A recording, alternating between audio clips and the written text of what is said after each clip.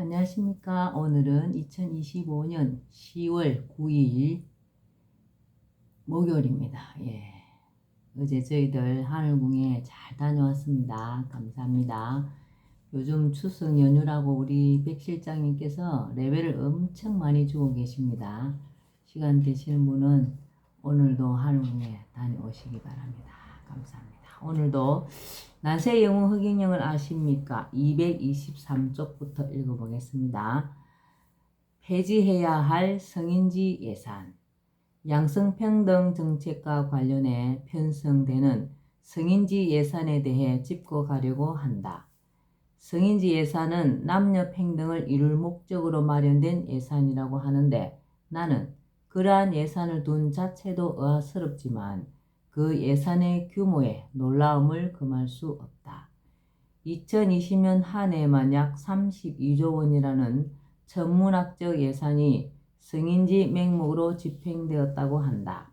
같은 해 우리나라 국방 예산은 약 50조 원이었다. 과연 우리나라가 남녀 불평등의 국방 문제에 버금갈 정도로 심각한 문제가 있는지 나로서는 이해가 되지 않는다.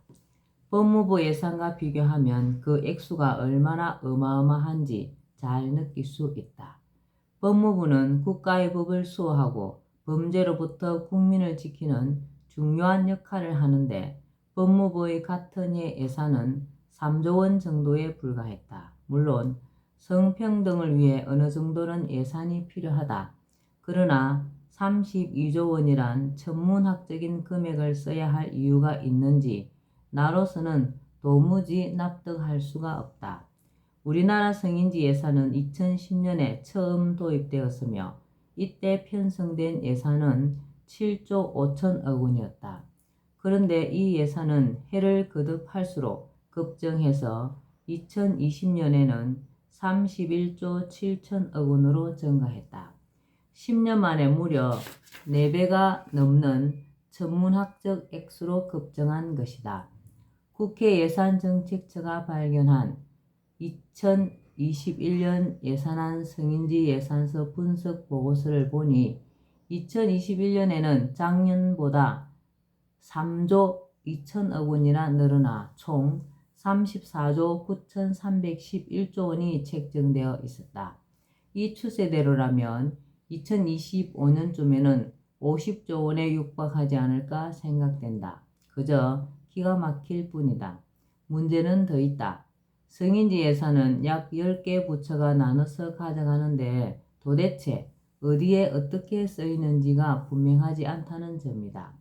2020년 집행된 예산 내용을 보면 과학기술정보통신부에서 2,468억 원을 가져갔는데 명목이 여성과학기술인 양성이다. 그런데 거기에 쓰인 돈은 가져간 것의 20% 정도에 불과하다. 중소벤처기업부도 2,561억 원을 가져갔는데 여성 중소기업인들에게 지원한다는 명목이다. 그런데 이해 수혜 대상자는 31명에 불과하며 가져간 예산의 3.3%에 지나지 않는다.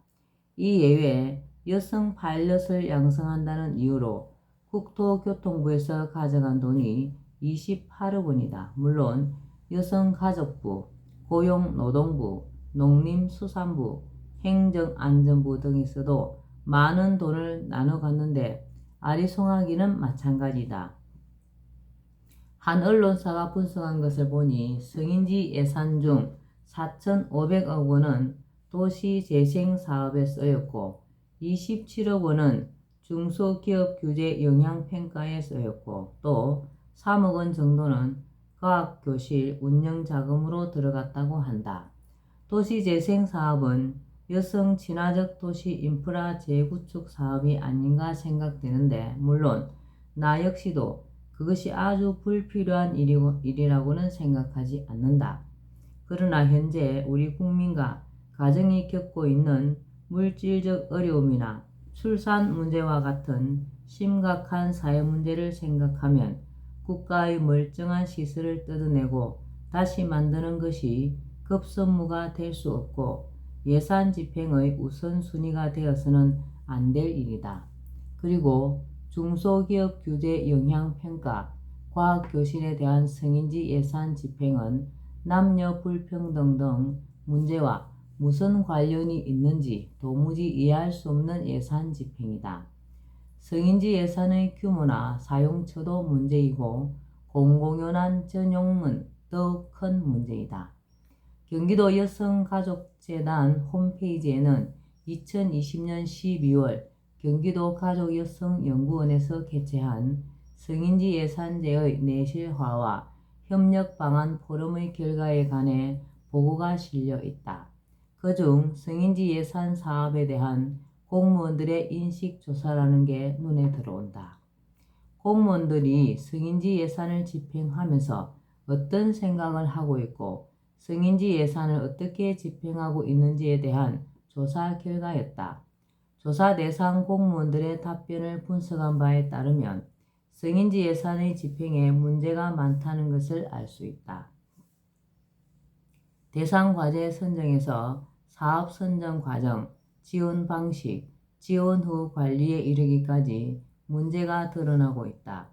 대상 과제 선정에서는 양성평등과 관련성이 적은 사업, 개선 효과를 보기 어려운 사업이 포함되고 사업 선정 과정에서도 과별 할당에 따라 사업을 선정하여 사업 내용은 고려하지 않고 사업의 이름만으로 사업을 선정하는 경우도 있다고 대답하여 성인지 예산이 얼마나 주묵구구식으로 집행되고 있는지를 보여주고 있다. 또 지원 방식도 보조금을 주는 것에 그친다고 대답하고 있어 예산 집행이 돈을 주는 것으로 끝나 그것이 실제로 어떻게 쓰이고 어떤 성과를 얻었는지에 대해서는 제대로 점검도 하지 않는다는 것을 짐작할 수 있다. 나로서는 성인지 예산과 관련된 정책은 국민의 공감을 얻는 과정 없이 OECD 국가들의 수차례 성평등 수준에 맞추느라고 급조한 정책이며 주묵구구식 예산 편성과 예산 집행이라고 볼 수밖에 없다. 이러한 상황에서 얼마나 많은 국가 예산이 낭비되고 엉뚱한 것으로 셀지는 불을 보듯 뻔하다. 성인지 예산의 집행 근거는 국가재정법 제26조와 지방재정법 제36조 2이다. 당연히 국회에서 통과된 법 조항이다. 국민이 낸 헬세로 이루어진 국가 예산을 이렇게 무책임하게 편성하고 집행해도 좋은지 나로서는 납득하기 어렵다. 마땅히 어디다 써야 할지도 모르는 예산을 편성하고 그 예산을 집행하기 위해 돈 줄 곳을 찾아내어 돈을 쓰는 해괴한 예산 집행, 그 많은 예산이 어디로 가서 어떻게 쓰이는지 확실히 알기도 어려운 천문학적인 규모의 성인지 예산은 하루빨리 없애야 한다. 교도소 폐지와 재산 비례 벌금제.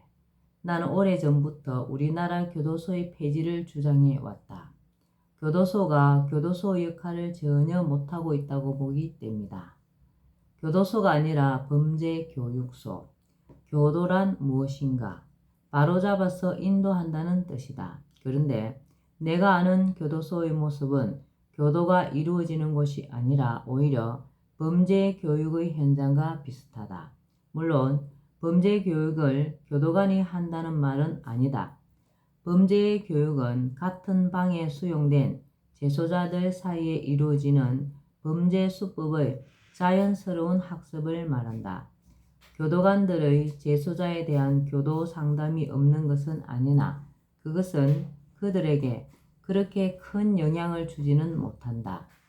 같은 방에는 비교적 죄질이 경미한 잡범부터 사기, 강도, 강간, 살인에 이르기까지 다양한 죄수들이 수용된다.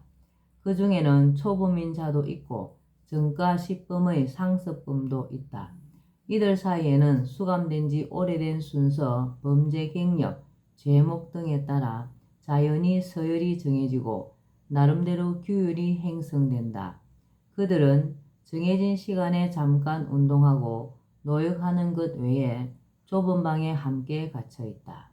그러다 보니 재소자들은 서로 어떤 범행을 어떻게 했는지 묻기도 하고 스스로 자신이 저질렀던 범행과 수법을 자랑 삼아 아주 상세하게 떠벌리기도 한다. 자연히 재수자들은 이런저런 범죄 수법을 습득하게 된다.